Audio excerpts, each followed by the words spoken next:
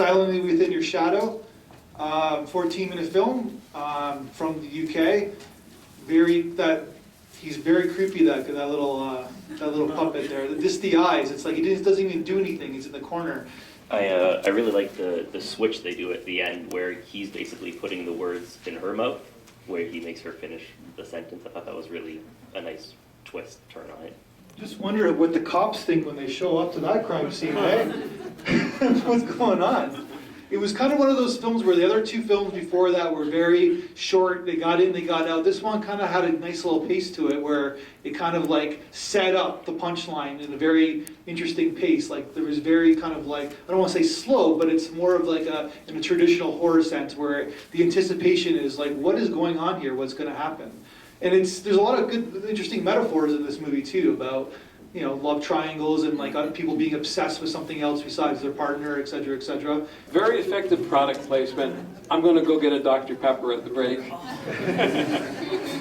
And that's you know, I don't ever remember having a product placement hit me like that, but literally it makes me want a Dr. Pepper. Yeah. Well, they have it outside. No, I know break they about do. 5 minutes. That's why I'm going to go get one. Yeah.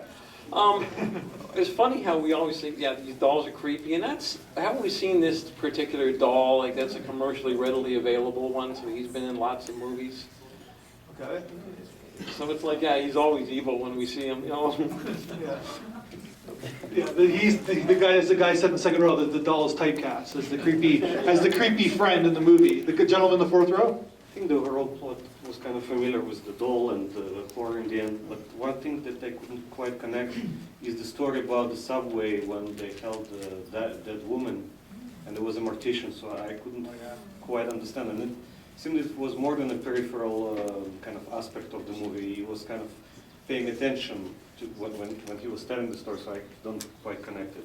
I love the fact that you made that comment because I was thinking about that while watching the end of the movie. Like, what is it? And then I figured out, I think it might be an inversion, and I kind of saw that she was going to die when I heard that in the foreshadow, because in the story on the subway, the girl is dead and being propped up by two guys.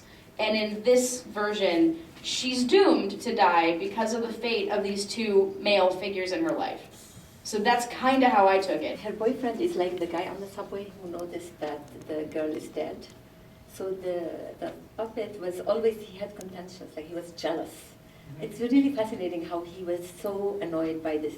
He kept moved it here, and wherever he goes, it's there. And I think he recognized like that. That's the link for me. Yeah.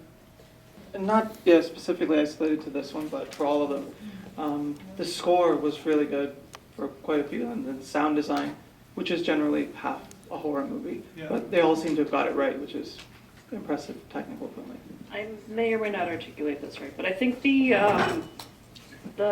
subway comment was more like the alive, or at least my take, was that the alive men were holding up the dead girl, whereas at the end, the arguably dead puppet was in control of the live people. So that was my take, that it was just the complete opposite. And it even worked with the two and the one and the one and the two. The interesting thing about this film is that the film is from the girl's point of view, and in a way, arguably, she's the antagonist of the film. Like he's actually the good guy or whatever. He's the guy with the more. He's right and she's wrong. But because we're following her, we're rooting for her until the end. Because in the way, he's got a point. Like somebody is threatening their relationship, and it's a fucked up triangle, as he said. Pardon my French. So in a way, he's right, but we're watching her point of view, so we're rooting for her in the puppet, and we don't like this guy. But in the way, he's kind of right. Does that make sense? Yeah. So it's kind of an interesting kind of movie that way in terms of the twists and turns.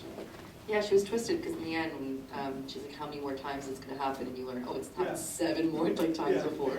She's like a super hot man now, so it's like, why are you choosing the doll over this guy? So yeah, it was twisted in that way, which is kind of scary too. And, yeah, unexpected. Yeah. She's dysfunctional, let's just put it that way. But at the same time, you root for her because we're watching her along the way.